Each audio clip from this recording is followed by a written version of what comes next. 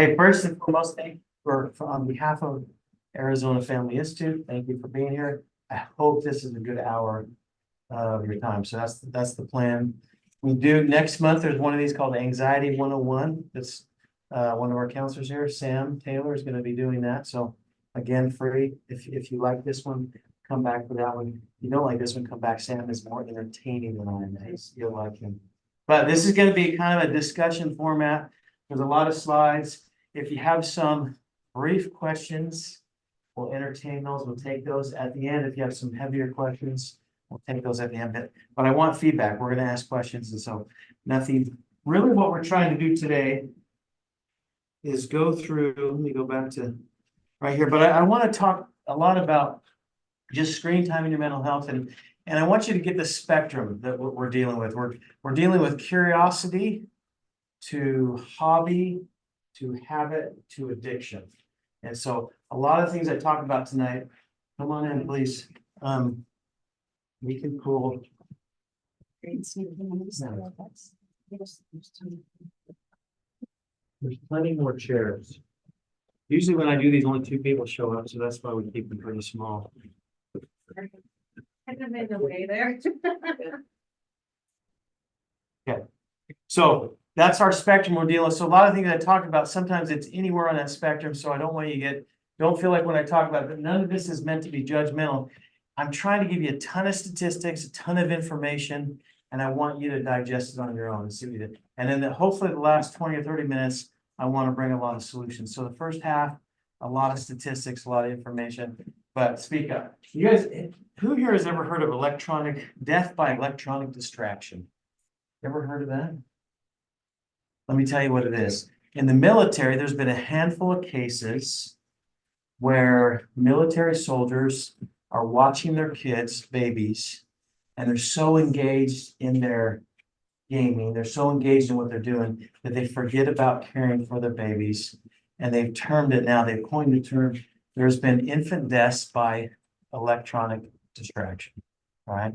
We don't want to go there. But that's the severe level, right? That's the addiction level. All right, when you see this picture, what's right and wrong with this picture? What's good and bad about this?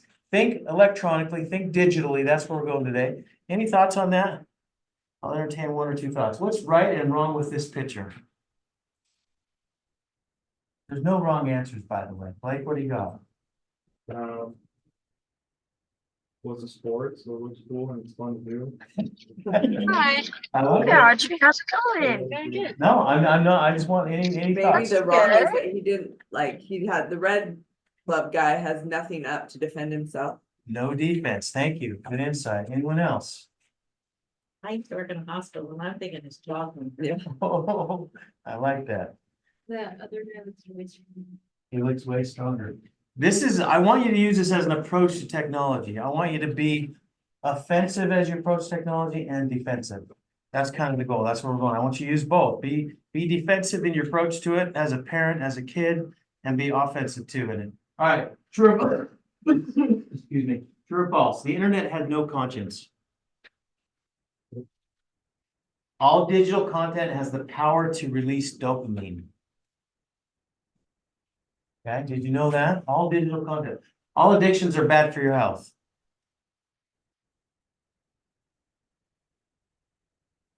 No, there's some good ones out there, right? Anyone addicted to exercise, motorcycle riding? All right, there's nothing wrong with those, right? The internet keeps people in a constant state of mental arousal. True, all right? The more we use social media, the happier we are. Wow, sorry.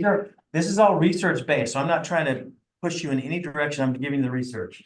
50% of Americans check their phone in the middle of the night. It's true. Guess what? And if you're 25 to 34, 75% of those people check their phones in the middle of the night. It's getting crazy, right? It's getting a little bit crazy. Sociological and physical, psychological shaping and manipulating and molding are constantly going on all the time online. They are changing. Our online presence is changing our belief structures, changing our mind, it's changing what we do, what we think, right? And finally, society is being reshaped by digital media. There are sexual addictions that people have in the last 20 years that were not even existent 20 years ago. They're new forms of sexual addiction that have come about through digital content, okay? Makes sense. Here's some interesting facts, and I don't want you to just look up there and read all that. Messing this up at all? But what I want you to see from all of this is that there's about 16 to 17 billion cell phones in the world, right? And at the end of the day, there's about 2 screens for all of us. We all kind of have a phone screen and a digital screen, all right? All across the world, all right? So I want you to keep that in your mind as we go through these things today. All right, digital technology produces psychological stress, true or false?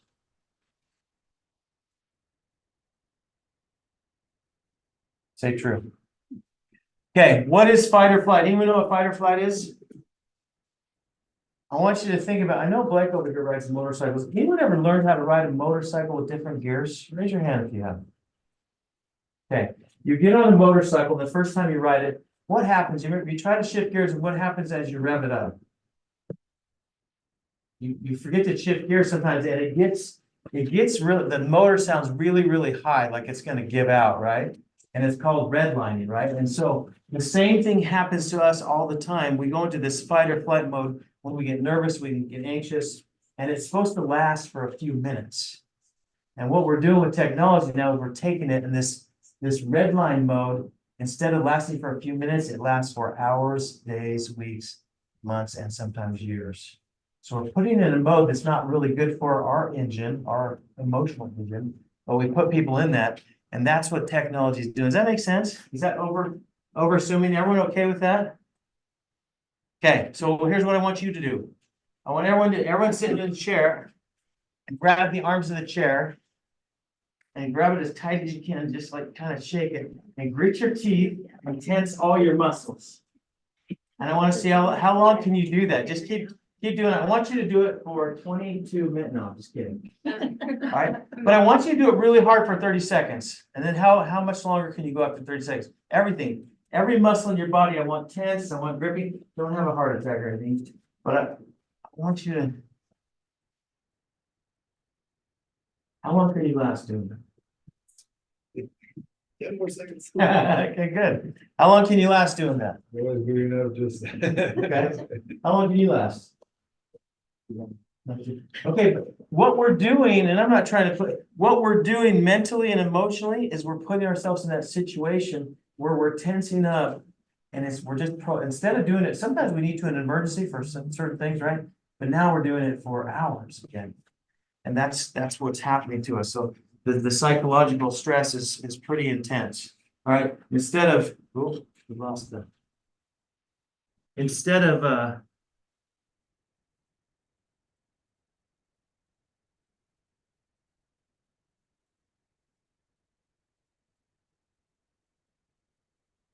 okay, our dial, instead of being really healthy, would be a low dial for all of us to walk around emotionally really healthy. Anyone ridden in a boat where you're on a boat and cars travel better at 25 to 3,500 RPMs at 9,000, 10,000, 11,000. Those engines don't function good, right? They're not as efficient. And so what we're doing emotionally is we're too charged up, where it's unhealthy. This dial is turned to high and it's not working very good for us. So help me with this. Finish the phrase. When our nervous system is in overdrive, we do what? What happens to you in your life? When your nervous system is in overdrive, what happens? We blank. Give me some thoughts. Get forgetful. We get forgetful, okay? Good insight. What else happens? Anxious. We get anxious. All right. Anyone ever been anxious? Was that me? All right. What else happens? We get stressed. We get angry. We get frustrated. We perform as well? No, we can't focus as well. We're less, we've got a lot of different problems. Anything else to add to that? Making sense? All right. What's wrong with this picture? You look up there. What's wrong with this picture? There's no wrong answers again. What do you think's wrong with it? This guy's playing video games, having fun. And let me give you some background. I have a client, and I won't mention names, but he's a client. He's a young man, and he plays 6 hours of video games a night. All right. Let's say this is my client. What's wrong with this picture? It seems like a long time. Let's just do a stimulus, like if it's nighttime, it's gonna be harder to wind down and get you sleep. Okay, I like it. Anything else? He's not doing other things with his life. I like that, not doing other things. When you're playing 6 hours a night, you're not that happy. I've never had a client come in and say, I'm so grateful that I'm playing 6 hours a night of video games. They always come in with really, really heavy problems, right? And so no one doing video games for 6 hours a night, that's what's wrong with the picture, is it brings frustration, it brings anger, right? 30 minutes of playing a video game, all of a sudden, we are more anxious, we're more aggressive if it's a violent video game. All right, what's ESS? You ever heard of that? Anyone know what that is? All right, I didn't either. Electronic screen syndrome. Here's kind of what it is. The inability to adjust one's mood, attention, or degree of arousal due to engaging with screen gadgets. These screens, what we've been talking about really. These screens overstimulate the youngster and put the nervous system into fight or flight mode. And this is what's happening, not intentionally, but accidentally in our society today.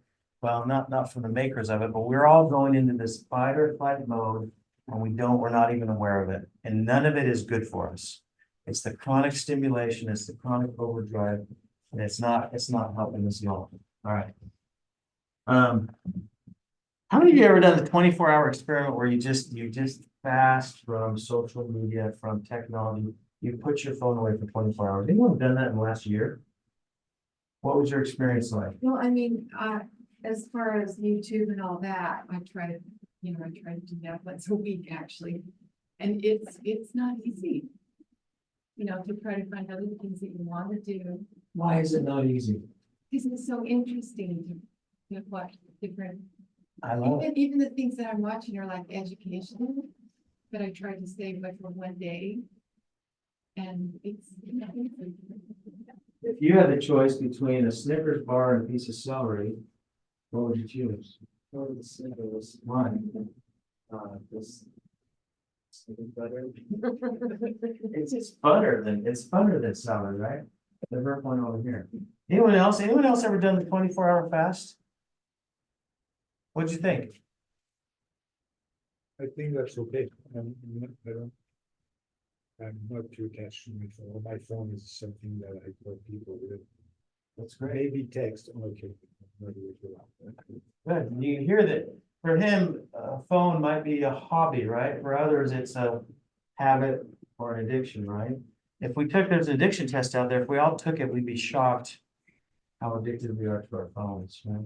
So a lot of the experts, what I'm telling you, with electronic screen syndrome, when you have that, the experts say, go on a 24-hour fast. Just take a day and just put it away and come back to it. There's a transition take, but I don't know if you guys have ever done this. You watch as your child or someone gets a brand new iPhone. It only takes a day for their personality to change. It takes one day, all right? Because suddenly something has taken over many hours of their lifetime, right? Okay. All right. What is the recommended amount of time on the internet daily for kids, teens, and young adults? What do the experts recommend? The American Academy of Pediatrics, what do they say? What do you, just a guess. How much time should you spend on your phone or screen? Hour.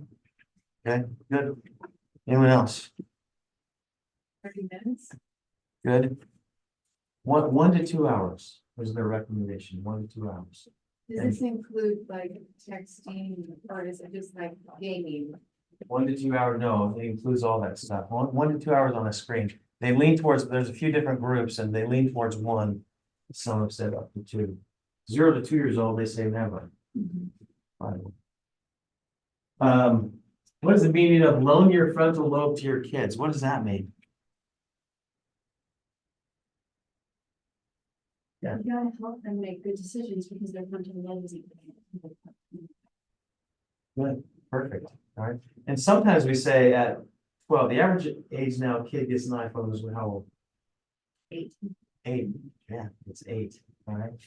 So at 8 and you hand them an iPhone, what are you doing? You should say good luck, right? All right, it's not gonna work out very good. So you need to help them, you need to guide them, right? That's observational behavior. What's the rule of observational behavior? What is observational behavior? Anyone know? It's when. You know, a child sees an adult do something and they follow. Good, perfect. It is the number one way kids learn. It's the number one way we all learn in life, observational behavior. It is. So where do kids learn their internet surfing skills from? Parents, all right? So parents all want to blame it on kids. When you go home, you say, look at your mom, this, it's your fault. Any of my addictions are your fault. Okay? They're giving you license to do that. No, but we want to blame it on something else, but people learn by watching others, right? That's really the number one way. So important, a pretty pivotal thing with screens. The internet, what is the internet costing us in our lives? What's the cost of it? Anyone know? What is it costing us? Think about that. We'll talk some more about that. And then what is skimming and why is skimming costly? The internet has trained us to skim. What is it? Never get deep on any topics. It's learning a little bit about a lot of things, but never going deeper, never studying more intensely like we used to do. People don't read as much anymore. Why? Because they have learned to skim. They don't want to read a 400-page book because they can skim and learn a little bit about something else. All right, I had this experience. This is a dream of mine I had maybe 3 years ago. I think it's our approach to the digital age, if you will. I had a dream and I was putting on a backpack and I've never done it. You've never skydived before?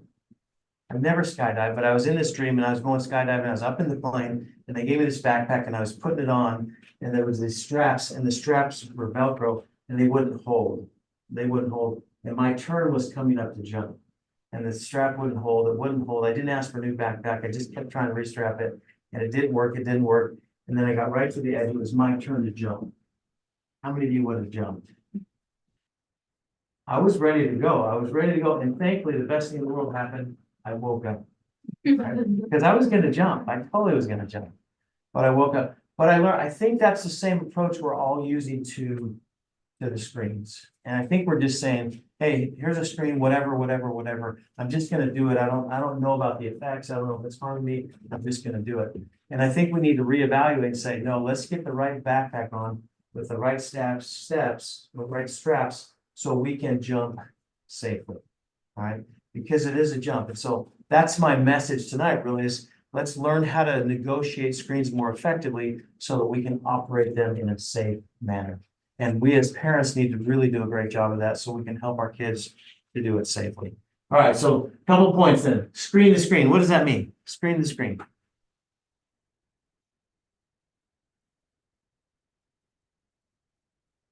Any thoughts? No wrong answers. Like safeguards, screens. Yeah, that's safeguard, personal safeguards. And I'm not talking about putting all kinds of technical things on there. Screen your screen. Acknowledge it, okay? Here's some things we're gonna get into. The average 13 to 18-year-old looks at their screen almost 9 hours a day. Almost 9 hours. Right? So are they screening their screen? No. So 9 hours of a 24-hour day, they're sleeping 8, they're in school or work almost 8. It's occupying almost every single waking hour of their day. And that's, again, that's the world we live in. There's some kids that spend a half hour, there's some people that spend an hour or 20 minutes, which is great. But there's others who spend 9 plus, and that's the national average. All right, so we need to screen our screen. What's this have to do with technology? Pretty awful to me. Pretty good, I like that. I like that. What's this have to do with technology? Any thoughts? Pretty appealing. The shoes, or screens, or it can be a trap. I like it. This is so important. It's pretty appealing. It's absolutely appealing. Technology there's so much there. There's so much potentially good, right? It is a trap. It's a trap. And so the big question we got to ask is it worth the cheese? Is it worth the cheese? Are we willing to say, this is a risk I know I'm taking, is it worth it? And then we got to evaluate and say, let's screen the screen. Let's figure out what's worth it, what's not worth it. What's digital sedation? What's that? Anyone ever got their wisdom teeth and been sedated, wisdom teeth then? How was that experience? Good. Not good. Was the sleeping part fun? Did you say funny things when you woke up? Yes. Okay. What's digital? So you've been sedated that way for dental. What's digital sedation? Don't know what. You don't know what's happening around you. You don't recognize interpersonal problems. You don't know because you tuned yourself out. I love it. We just kind of become sedated to a normal world sometimes. Yeah. I think it could also mean that you're on it and before you know it, 4 hours has passed. If you don't realize that the next minute has passed that you've been on it. Love it. We had in my future, my past life, not my future life, my past life, I was a dentist for a long time. Still am. But we work on little kids, and what we do is we numb their mouth, like on this side on the bottom, and we work on a few teeth. And when they're done the procedure, their mouth is still numb. And so it feels weird, they can't feel it. And oftentimes they'll come back into our office and their tongue is about 3 sizes bigger than it was. And it's nasty looking. They've chewed it into pieces literally. And sometimes we have to go in and re-stitch it. Sometimes it's some permanent damage. We warn them, say, don't do this, don't do this. But they still come back with this just nasty big tongue. And they're numb. They don't know it. And we emotionally can get numb from spending too much time on screen. So that's digital sedation. Here's some of the digital sedation that's going on today. Too much screen time is an epidemic. These are some of the experts in the field, by the way. There are estimates, listen to this, there are estimates that 80% of the time we spend online is not for productive purposes. So 80% is wasted time. This guy's, Dr. David Greenfield, is probably one of the most pronounced experts in this field. Their estimates is upward of 50% of the demographic information we get is not actually true. And then all digital content has the power. I want you to take that home message today. All digital power has the ability to produce dopamine. All right, it stimulates our system. Everything online does that. All right, so the net effect. What is the net effect? That's where I want to get to of 20 billion screens out there. All right, I want you to compare it to this. Anyone ever seen this guy before? Juan Jose Padilla. You ever heard of him? Anyone ever seen a real life bullfight? Here's my question. Think about a bullfight, in Mexico and Spain, they basically fight the bull to the death, right?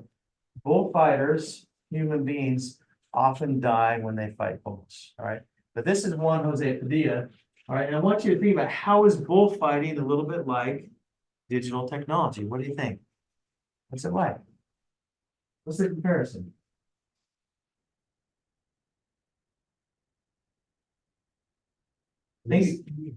Go ahead. The risky, that one risky. It's risky. It's risky. It's risky turning your kid and saying, hey, here's a phone, good luck. That's really risky, right? So Juan Jose Padilla, he's been a bullfighter for almost 25 years, all right? He's had 26, in 25 years, he has 26 near-death experiences, right? Here's him in a different shot. Here's him too. He's had his eye gorged out, right? He's had his skull, he's had hundreds and hundreds of stitches. He's been lacerated through his torso. He's 26 times he's almost died in the bullfight. After 25 times, why does he go back in the ring? It is so exciting, all right? And he's been almost look at him. He's kind of a mess, but he goes back and he goes back and he goes back. And we are Juan Jose Padilla, right? Because we do the same thing. We go online, we get into these things, and they're exciting. Some of them not very healthy, right? And we go back and we go back and in our office here, that's what we see is a lot of people that go back and go back and go back, even though they've been almost killed emotionally, spiritually, mentally 26 times, right? And it's hard because it's addictive. The dopamine feels so good, right? We're totally wired. All right. What does this number have to do with technology?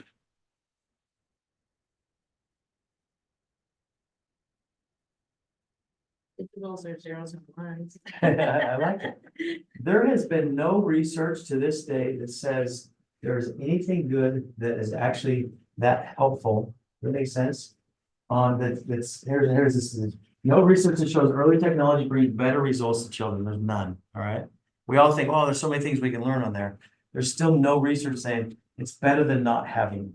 All right. There is, computers inhibit rather than strengthen development of children's young brains. We think, oh no, computers are helpful. Computers are actually slowing us down. Did you know the average pilot now is not as good of a pilot because he relies too much on technology? They're not as good as they used to be. Don't tell your neighbor if he's a pilot or not. But they're not as good in emergency situations as they used to because they rely too much on digital. Dr. Bounds, an expert again, technology does not bring any measurable or non-measurable benefits to education. You still learn more, this research shows this, writing handwritten notes over computer written notes. Somehow the brain just retains it better. Makes sense? There are clear brain and behavioral changes from excessive screen use. The internet can change the way you think. To me, that's a scary thought, right? Oh, I forgot my thing. Blake, you can help me with this.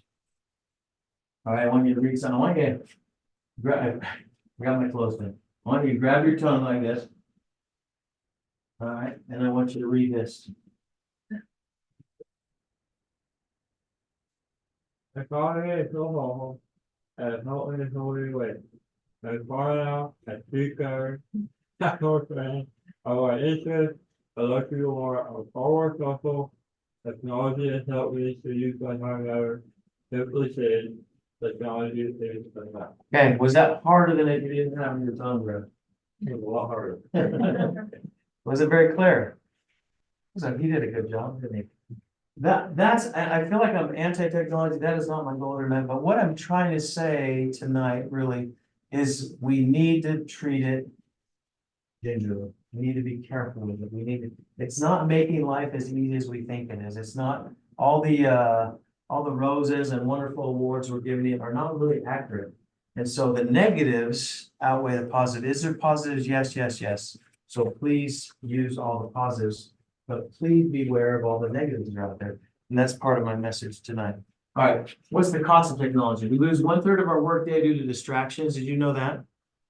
All right, so people that go to work, we just moved into a new house. We have workers out there that are doing some landscaping for us, and they are frequently on their phone. It didn't used to, I know 20 years ago when we built the house, it didn't used to be that way, but now they take breaks every 15 minutes to look at their phones and make sure things are going okay somewhere.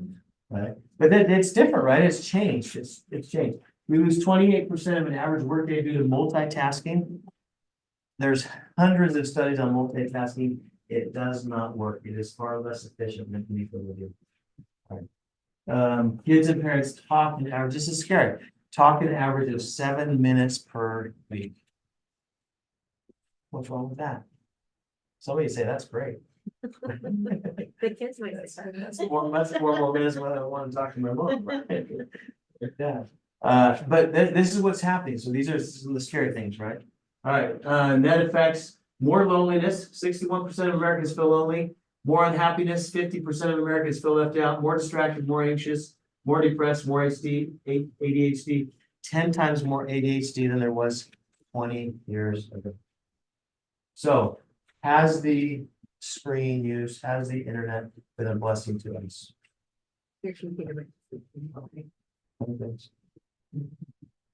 Okay. Questions, comments, thoughts? I painted a bleak enough picture. Here's some of the effects.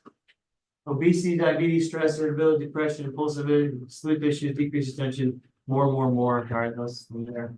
All right, there's a man named Dr. Dillon who's an expert. He likes to do this. He says he has 5 effects, and he says he puts out his hand. He says the 5 effects for gamers. This is a doctor, by the way. He was addicted to gaming for 30 years. He ruined his career, ruined his marriage. But he talks about how the one benefit to gaming, he says, it does increase your hand-eye coordination. He says that's a benefit. But it also has 4 negatives. And says the first one, the pointer finger, you communicate far less effectively than you used to. All right. Socially, you're not nearly as good. All right. Empathetically, you don't understand people as well anymore. And then finally, what's his last one? Oh, the cortical is your brain. You don't use your prefrontal cortex very well. So there's 5 things. There is some pluses, right? He's got the thumbs up, but then there's the 4 negatives.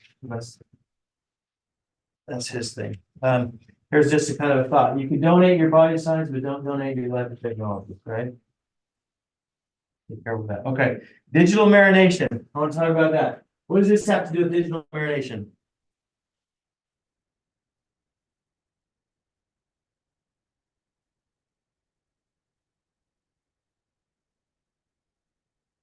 Looked up and the bird, What's the negative effects there? it's not healthy. Yeah, lot of problems for those things. Marinade is an effective way to enhance flavor. Once you're tenderized, marinade is coat, cover, immerse. When we marinate in something, it changes it. So I want you to see that piece. It really does. There's a study from 2010, Iowa, 6 to 12-year-olds. They did this, and this is back in the day, right? I mean, it was TV, and they said if you watch 2 hours of TV a day, you're 1.5 to 2 times more likely to have attention problems. So, and that's old school, right? People aren't watching as much TV, they're playing more video games, surfing, doing those things. So it's even higher when you get to 9 hours, right? It gets a little bit crazy. Biggest influence is where you spend the largest amount of your time, true or false? And this is really what we see in this office is people are spending significant time doing some of these things. And so it definitely changes their goals, their desires, their approach to life, and it changes everything that they forget about what they really want to become and do. It shifts you from here's my goals to this is what I am stuck with every day. That makes sense. That's the 9 hours we talked about a little bit before. I want to get to the how powerful is how powerful do you think digital marination is?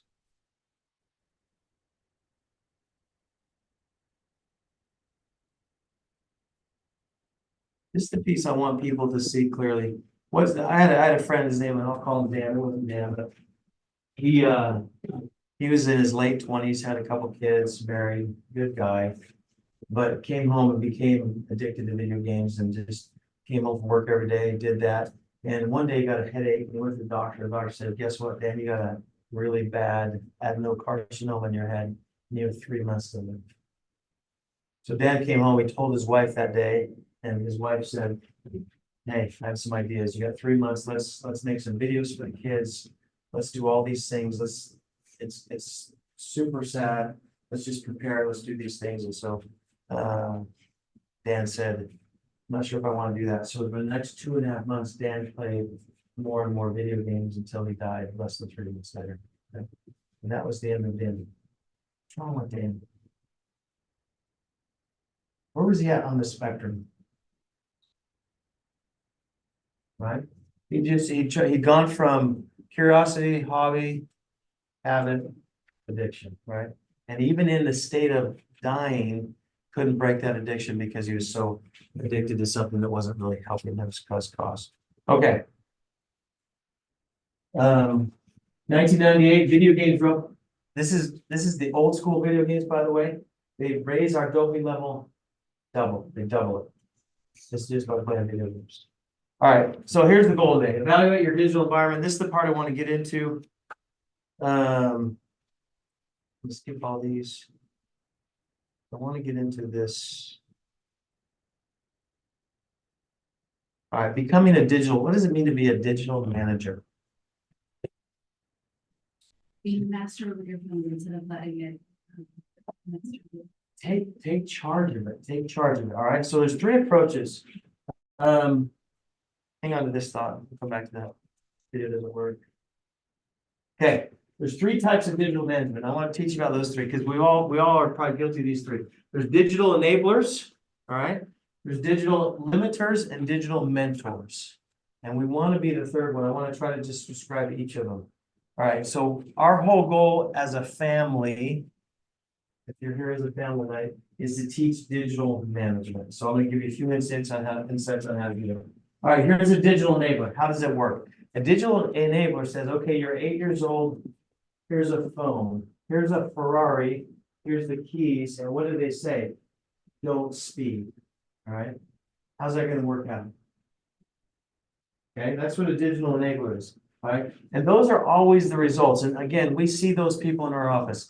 I got a phone at 11. I started looking at pornography. I'm 35 years old now, and I've been hooked for 20 years. All right. This is what happens over and over again. We see a lot of that. right? It's always a result. So think about Ferrari paradigm is I'm giving them keys to a car and saying, don't speed without any instructions, any control, anything of that. So we're gonna change that, right? 33% of all internet searches are for porn. What does that tell you? Here's your phone. There's a 33% chance you're gonna look at the phone. But it just is. That's unless you have a digital mentor who teaches you differently, teaches you how to manage it. All right. What's a digital limiter? What is that?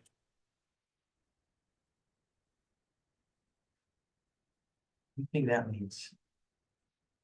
You got a Ferrari, but you can't get out of the garage. Yeah, you got this beautiful thing. You have some potential, right? You have, here's your Ferrari. Here's the keys. I don't want you to ever drive it. That's it. You go out every morning, go look at it and come back in and say it's beautiful, right? And guess what? I'm, for many of my years, a digital limiter right here. I just said to my kids, you're never getting a phone. I hate phones. I don't want you to have a phone. And I realized that was a mistake, all right?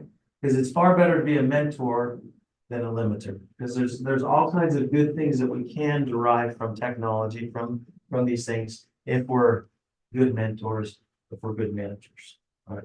So be careful how you limit, because again, at the end, at some point in their lifetime, they're gonna go out and have the Ferrari, and then what are they gonna do with it? If you taught them how to drive it, if you taught them how to take care of it, if you taught them how to maintain it, they can do a great job, right? But if you never taught them, they're still gonna be like, even though they're 35, getting their first Ferrari, they're gonna go out and crash it because they've been limited for so long. All right. Digital mentor, all right? How would you, someone here, how would you use you have a Ferrari?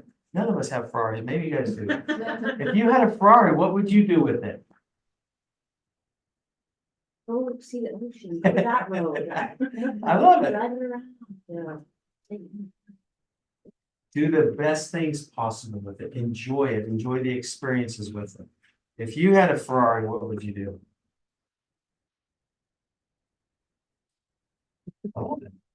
And you would enjoy it. You would test it to the limits, which is appropriate, right? All right. That's what we want to do. All right. I'm going to give you the basic. There's 1,000 ways to do things, but I want to give you just some ideas and solutions. All right. I want to give you the most simple way to be a good mentor, be a good manager. And the simple way is a daily screen time shift. You can spend hours and hours of different things and that. But the best way, if the AAPD recommends 1 to 2 hours, and they're really heavily towards the 1. If I had a 14, I wouldn't give my kid a phone at 12. But if I had a 14 or 15-year-old or a 16-year-old, I felt comfortable with them having the Ferrari, having a phone, I would say, okay, we're going to test this out. We're going to test out the Ferrari for a month or two, and you're going to get an hour of screen time a day. And at night, we're going to check it and make sure you did it. And if you can do that, and you can do it carefully and effectively, we're gonna let you maybe give you a little bit more, but we're gonna keep our eye on it. And if you're unsuccessful, we're gonna have to take the keys away for a time, and then we'll restore it in time and give you another chance, because I'm a good parent. But I'm not a limiter, but I'm also, I don't want to destroy my kids. I don't want to see the wreck. I don't want to see the devastation.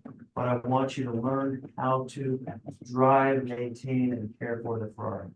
So we're going to check the screen time every day. I have a daughter who is 15 years old.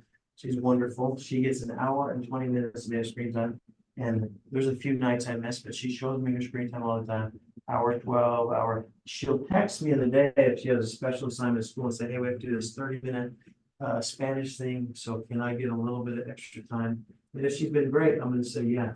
And I'm still going to check her screen time. So what I'm trying to do is say, here's a simple way to do that. You can still get on the phone and check the things you want to check, but everyone, even adults, even the man who uses his phone 20 minutes a day for phone calls, should have a screen time limit. Why? You want, if you do not manage your phone, I promise you, it will manage you, right? If you're not a phone manager, you're going to be managed. It will govern your life. You ever seen a person walking their dog? I want you to think about this. I want you to picture a human being on 4 legs walking on the ground and a phone with a leash on the person. Because that's what's happening over and over and over again. These phones are directing people's lives. They're telling them where to go, what to do, when to do it, right? So we're trying to change that. All right. Why are digital drugs scarier than chemical drugs? Can't monitor, You can't what? we can't monitor them sometimes. Can't monitor them, I like that. Already. It's accessibility. It is. They're 1 second away. If I had to go buy some heroin right now, I don't even know how I'd do it, but I know I'd have to go somewhere, get some money, find a drug, right? This is 1 second away. It's in my pocket, right? It's so accessible. And accessibility is a #1 factor in the behavioral or those kind of things. A demonstration I missed. Okay, read those. I just want you to see those 10 digital tips.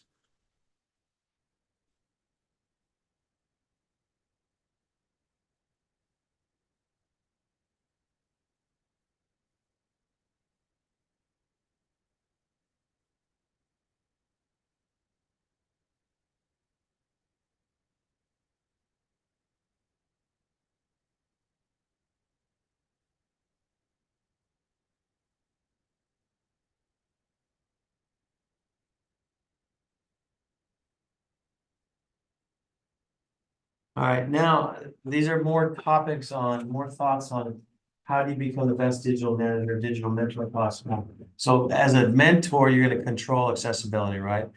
The screen time, you can look at apps, whatever, however you want to do it. But part of your goal is not to make it inaccessible, but to control accessibility. All right, so the key is, how do you do that? How do you juggle that? It's pretty tricky. We talked about that a little bit. Digital managers help to balance the digital diet. We work on that, same thing. What is displacement? My son, let's say he's looking at the screen 7 hours a day. What has he lost by doing it? Displacement and replacement are critical factors. If you use your phone 7 hours a day, you need a replacement. If your child's doing that right now, you need to find replacements. Could be motorcycle riding, could be reading, it could be any healthy activity. It could be music, it could be dance, it could be sports, it could be anything. There's so many replacements that we need to be aware of. All right, I want to teach you what's a tenor. I don't even know much about music. Who knows what a tenor sounds like, looks like? What's a tenor? The man's voice that sings. A high man's voice. Does it sound good? It's supposed to, right? If I was doing it, it would for sure. But it's supposed to sound like that. I want you to become a tenor because the meaning of the word in Latin is to hold to a course. It's to hold to a course. Everyone is governed by their phone. So let me tell you what a 96er is. The 96er is what the average human being is. What does that mean? That means that 96 times a day you look at your phone. That doesn't mean you look at it and put it away. It just means you turn to your phone 96 times a day. That's once every 10 minutes. The research says we all do that, not all of us. On average, people look at their phone 96 times a day. I have a friend, his son, his name Mason, but Mason was 16 years old. He lost his phone.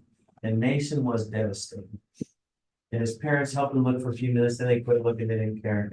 And then Mason went to his parents because he was frustrated with them because he couldn't find it. He said, Mom and Dad, you guys don't understand.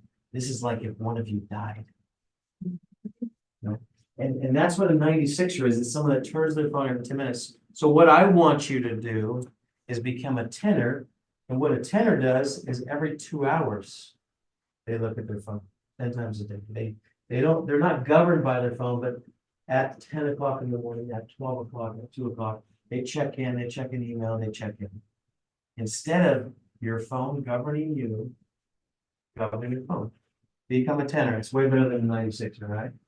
All right, that's every 2 hours. What will happen if you do that?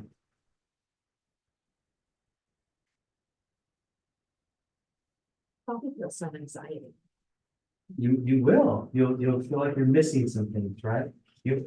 I'm trying to do this right now. My wife, my wife, I have a wonderful Christine. Sometimes she'll get a little bit frustrated because why aren't you on your phone? Why aren't you accessible, right?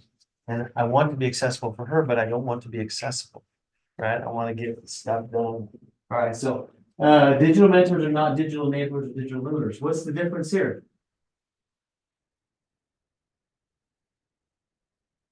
is there some similarities? How many times we were at dinner the other night, maybe 2 weeks ago, and there was a husband and wife, young couple, looked great, and then they were with their 2 or 3 year old who had his video game thing open, right? Family bonding time. Right? They didn't speak with him, but they had family bonding time, right? I'm totally guilty of the same thing, but that's how we operate now. We changed. I fly a lot for work. And I go to the airport and I've been committed lately to not having my phone looking. If you walk in the airport, 99 out of 100 people walks through the airport like this, looking at their phone.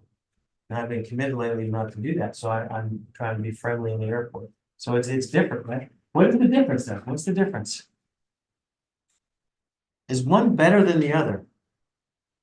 I think sometimes we don't see the danger in the one, right? On the inside. We don't see it, but it's dangerous. All right. Unintentional enabling. That's what we all do. Digital mentors are aware of observational behavior. All right. Have you seen this? Distracted parent syndrome. You ever heard of that? All right. We can see that all the time. If you go to a park, you might see a kid playing in the park with mom or dad sitting on the park bench with their phone, emotionally involved with the phone, not emotionally involved with it. Yeah, is that it's happening. It's this thing that's happened over the last 20 years and we don't even notice it, right? We're numb to it. We're biting on our tongue and it's just happening. All right, children of addicts are 8 times more likely to develop an addiction problem. So if you are a parent, if I'm addicted to my phone, what's the chance that my daughter is going to become addicted to her phone? 8 times more, right? True or false? The internet is the ultimate distractor of kids. The internet is the ultimate distractor of parents. It's true. All right.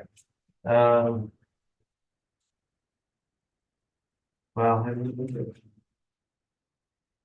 okay, here's this. I want you to take this little smartphone test. It's gonna be, you just kind of mentally score. Take a point every time you answer yes to this. It's 15 questions, I think. Okay, the smartphone compulsion test. Do you find yourself on the phone more than you realize? Okay, and the score on your hands, however you want to do it. That's our little test we're gonna take. You find yourself on the phone more than you realize. Number 2, so I have I've got 1 point of scoring. Do you find yourself mindlessly passing time on a regular basis by staring at or using your smartphone? Number 3, do you lose track of time on your phone? Number 4, are you spending more time texting, tweeting, or emailing as opposed to talking to people in person? Score very good. 5, has the amount of time on your phone been increasing? 6, do you wish you could be less involved with the phone? 7, do you sleep with your phone under a pillow or next to you regularly? 8, are you answering texts and emails at all hours of day and night, even if interrupting? Mid conversation, okay? How are we doing so far? I'm at 4. I'm not trying to. All right. Number 9, do you text, surf, or doing other things while driving or doing activities that require concentration? You know, texting and driving right now is more accidents doing that than alcohol-induced driving. Number 10, do you feel use of phone decreases your productivity at times? Oh, number 11.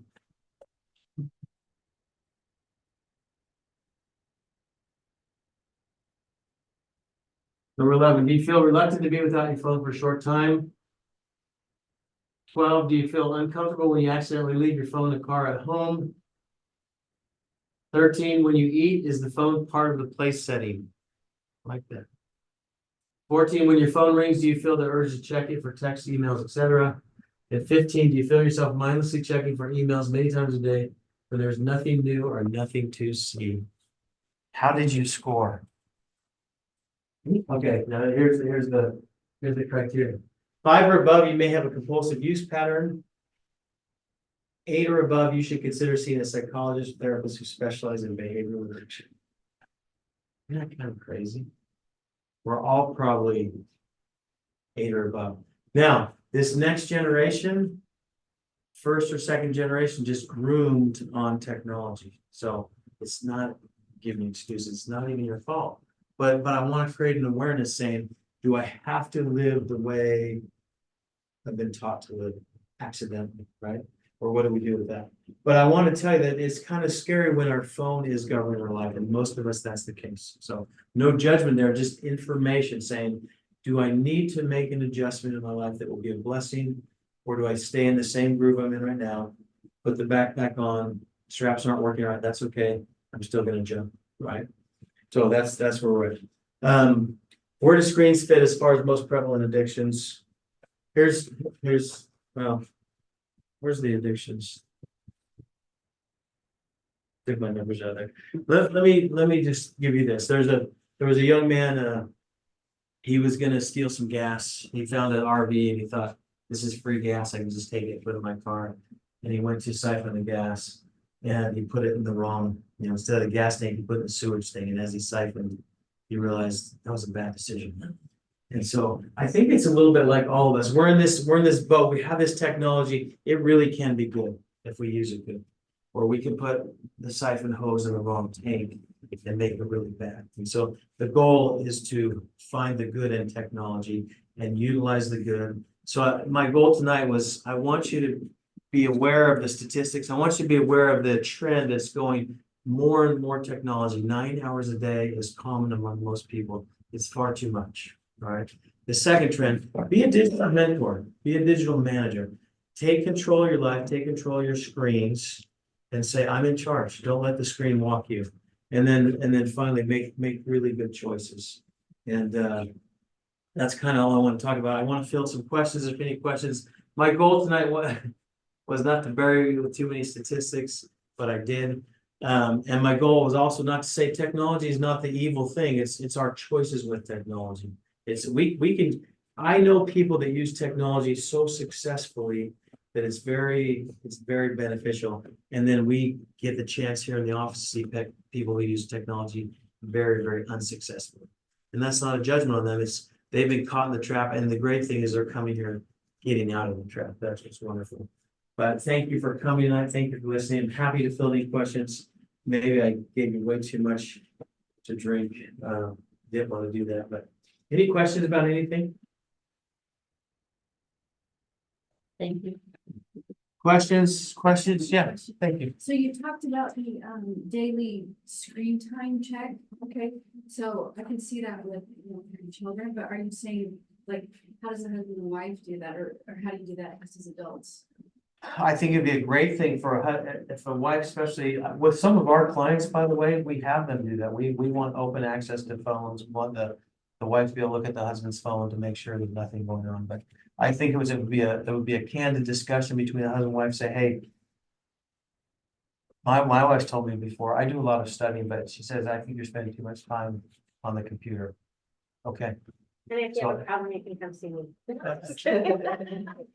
But I think that's a great question. I think it's a discussion between husband and wife saying, hey, I think we should put a limit on it for us. It's not, what happens, it just creeps in and slowly gets away from us, and we realize that we're having conversations that we're not really having anymore because one of us might be on the phone, right? One of us, we're all just, and I'm guilty of what I'm saying. We're very distracted right now. It's the #1 distraction in the world, technology. It really is. And intentionally, Google, all these guys, they want your time and they want your money, and they're getting it.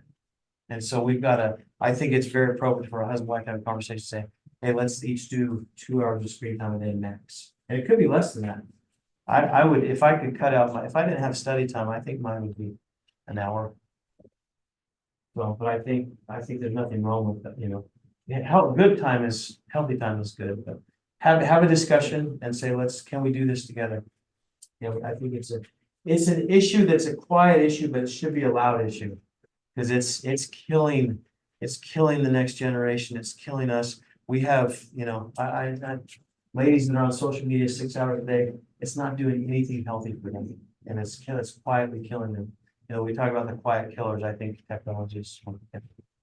So I think part of it, I'll just introduce myself. I'm Christine Lerner. I'm also a therapist here. I'm trying to do the technology. I'm a little bit failed tonight.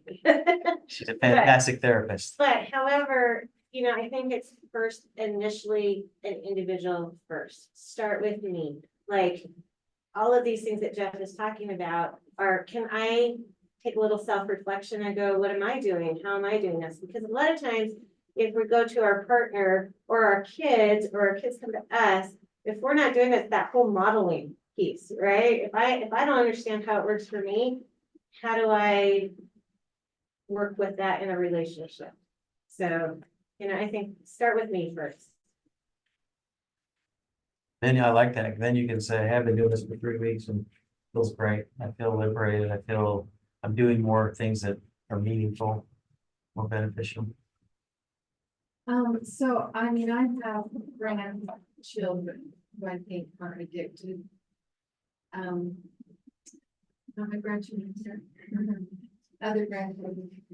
And I've talked to my son many times about it. Do you have any name of like I wrote down a few of the names that I saw on your screen of resources that I can maybe refer them to that will give some good advice about how to, I think they're seeing now that they gave phones to their kids too young. And so is there any resource or names that I could refer them to? For the counseling piece or for just information, there's a great book, The Internet for Dummies is a really great book by Dr. David Greenfield. It's really good. Kadaris writes a book called Glow Kids. And these are filled with statistics that just kind of wake you up. What was the second name? Glow Kids, and his name is Kadaris. If I say that, The book is Glow Kid. yeah, Glow. And it talks about just all the digital stuff and the time we're spending on it. And so those, you'll wake up, he'll wake up and go, wow, it's great. But I think we're all in that boat where maybe we did give her, I like your comment on that because we're in this boat where we probably have made a mistake. I'm guilty, right? And so we have to say, can I undo the mistake? We totally can undo the mistake and just say, hey, we've been reflecting on this. We're okay with you having the phone. We're going to just start going. You only get X amount of time. And let's work. I know that's a big adjustment. I know it's going to be hard, but let's look at that because it's not, we don't feel like it's that great of a family thing right now. We feel distant from you. So it changes kids in a day. It changes all of us in a day, right? And if we go in spurts, it's bad. It's bad for a relationship. It's bad for anything. So I think that's a great concern. I do think we're all addicted. So I don't mean that negatively, but I think we're all spending far too much. We miss the old days of just hanging out. People can't, there's a great study where people can't even sit still now for a few minutes without picking up their phone and looking at it. They had this study where there's 120 people in this room and they said you got 15 minutes to sit here, or you can shock yourself with this painful stimulus. And people chose to shock themselves rather than sitting there and be bored. So we're not good at it. And there's something really healthy still about sitting down and being bored for a little bit. Not idleness, but a little bit of boredom is good. So Glow Kid was the name of the book, and what was the author of it? Kadaris, Kadares. Kadaris. Yeah, and he writes 2 books. He has another one too that's really good. I can't remember the name of it, but if you look up him, Digital Madness is the other one. Well, thank you for coming. I know you guys, I don't know if you guys got all dragged, but thank you for wasting an hour with me. I'm glad you guys came, but I hope, I think the whole goal is use your internet, use your screen for really good things. And when it crosses the line, and for all of us, we all want to be healthy and happy and content. And so that's a good approach. Thank you. Thank you. Yeah, thanks everybody that came online too. Yeah, sorry for walking over your screen.